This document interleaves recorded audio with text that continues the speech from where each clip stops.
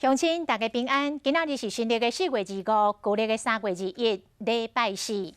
新闻的头一条，偷看人洗身躯，竟然只会当甲罚6000块，安尼他讨罚的囝咧。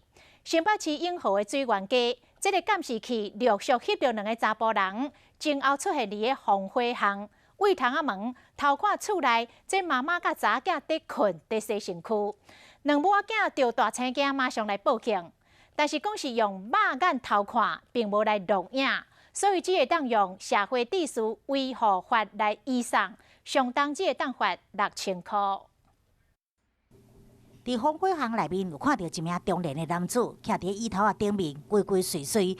原来是对窗仔咧偷看浴缸内面洗身躯的女子，徛伫椅顶偷看的画面被监视器翕落来，想袂到偷看的色狼不只是这位，还佫有一名男子嘛窜伫防火巷。 同款是伫个窗外安尼鬼鬼祟祟，会当讲家己的头怎靠近这窗仔的所在，向窗仔内面看，原来这是一名女子的房间。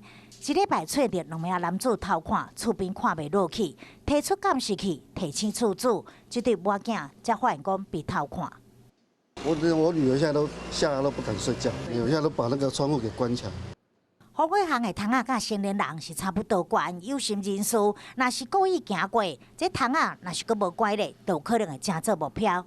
但是因为这2名男子伊偷看的时阵是用目睭看，无录影嘛无其他的设备，所以只会当被以社会秩序维护法裁罚，相关可罚6000。如果单就以肉眼没有利用任何的机器设备去窥视他人的话。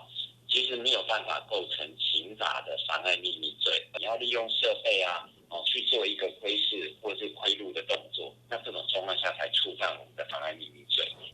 提醒民众咧换衫，也是咧洗身躯的时，这门窗也是爱关起来。若是拄到这奇怪的人时，嘛会使摕手机录影、翕相，收集证据，保护家己。